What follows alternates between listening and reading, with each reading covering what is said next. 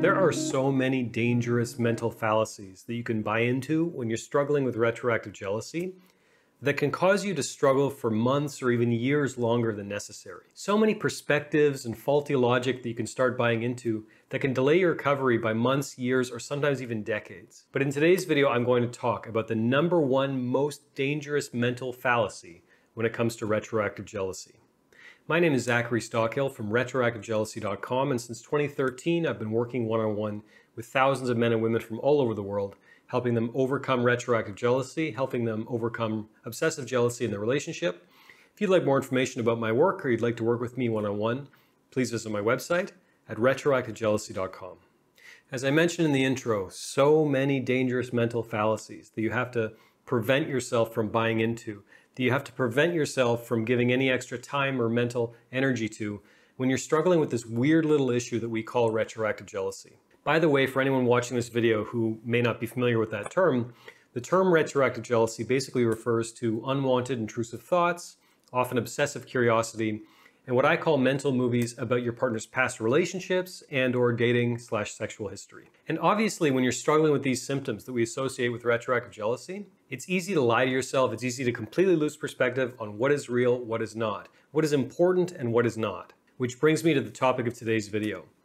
I think the #1 most dangerous fallacy that too many retroactive jealousy sufferers buy into is the idea that if I'm thinking about something so much, that means it's important. If I can't stop thinking about something, that means it's significant. If I can't seem to get certain thoughts out of my head, that just means I should think about them more, and I'll arrive at some miraculous aha conclusion. As I've said often on this channel, and I believe in some of my courses as well, stop trying to solve all of your problems with your brain, which is a very strange idea, but I think if you listen for a few moments longer, you'll understand what I'm talking about. When we're struggling with irrational, constant, obsessive, intrusive thoughts, it's all too easy to lose perspective on what is important, what is real, what is significant, and what is not. And if there's something that we can't stop thinking about, there may be a part of us that thinks like, oh, we should think about that more, or that must mean that whatever I'm thinking about is super important, super noteworthy, super significant. And if you're struggling with what I call type 3 retroactive jealousy, which is basically something akin to obsessive compulsive disorder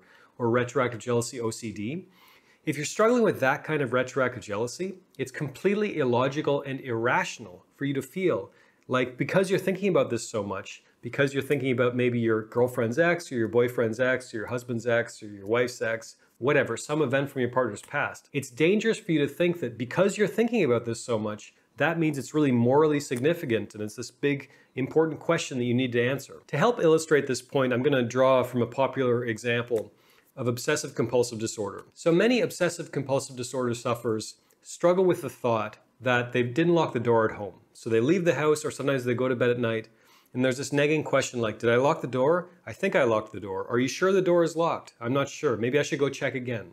So they'll go downstairs or they'll go back to their house, they'll check again, lock the door, okay, door's locked, great. They can move on with their day, right? But instead, their brain kind of gets locked in this cycle where they're constantly doubting, are you sure that you locked the door? I think I locked the door. I'm almost positive I locked the door already. Well, I should go check again. And sometimes, unfortunately, these people will check to make sure the door is locked, 5, 10, 15, 20 times a day or night, even though they realize, hopefully on some deep rational level, that the door is locked. Yet still, the fact that they're thinking about it so much, they can't seem to let go of that. And thus they need that constant reassurance that the door is locked over and over and over and over again. However, one of us who's not struggling with these exact symptoms, who's watching this person struggling this way, we would look at them and we would say, listen, Bill or Jane or whatever, the door is locked. It's okay. The door is locked. I promise you the door is locked. I know it's locked and you know it's locked. You just locked it. Yet still, because the thoughts are so persistent and so relentless and so confusing and so disorienting, they may check again and again and again and again. So my point is in this video, if you've been struggling with retroactive jealousy and you more or less have the values question sorted, in other words, you can see your partner's past, at least in some moments, with a clear head. You know what's real and what's not. You know what's a deal breaker or a red flag and what's not. If you've invested the time and energy to get absolutely clear about all those things, and you're still struggling with these intrusive thoughts about your partner's past, what I'm saying is the door is locked. In other words, this is not necessarily significant or important or noteworthy. the fact that you're still having these constant intrusive thoughts. Because the uncomfortable reality is sometimes, in fact, quite often, obsessive intrusive thoughts are completely irrational. For many, many, many retroactive jealousy sufferers who are struggling with their partner's past, once they put in the work to get past it, for example, once they go through my books, once they sign up for coaching, once they go through one of my courses or whatever, I'll get an email from them, sometimes as little as a month later after they started investigating this issue, telling me, Zach, I was completely wrong before.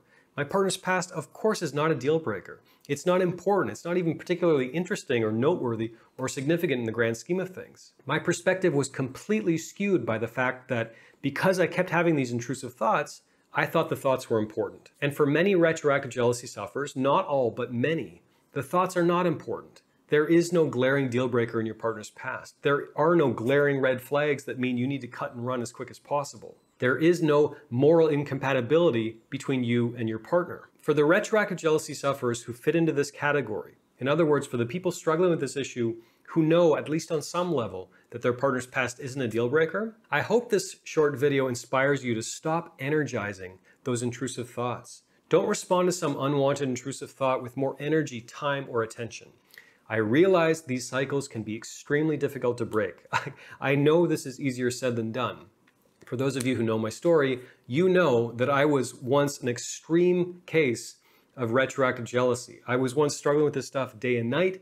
It was the first thing I thought about when I woke up in the morning. It was the last thing I thought about when I went to bed at night. And thus I had moments where I thought to myself, the fact that I'm thinking about this so much must mean that it's significant. Must means my girlfriend at the times past is actually a deal breaker. Like, that's what this means, because I can't stop thinking about it. It must be significant. And needless to say, today, with the benefit of, a decade of hindsight and even, closer to that time, I realized pretty quickly, of course, my girlfriend's past was not a deal breaker. There were no red flags. There was no glaring, whatever, incompatibility between me and my girlfriend. And the sooner I got absolute clarity, crystal clarity on the boundaries and values question, as soon as I figured out for sure, in my own heart, shall we say, that there was no moral incompatibility between me and my girlfriend, as soon as I got that clarity, I found it much easier to remind myself, when I had those intrusive thoughts, the door is locked, Zach.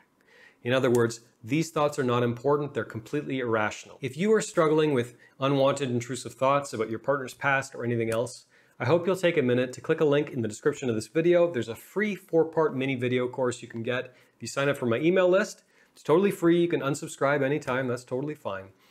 Over the course of about a week, I'll send you 4 videos that will help you start breaking some of these cycles, that will help you take the first kind of baby steps towards overcoming retroactive jealousy for good. I hope you sign up. Click a link in the description for all the details. And for everyone watching this video, if you're struggling with this question and you know in your calmest moments that your partner's past is not actually a deal breaker, there are no actual red flags or anything like that, if you have that clarity, take a week, over the next week or so, think of this video and just remember, when you have those intrusive thoughts, the door is locked.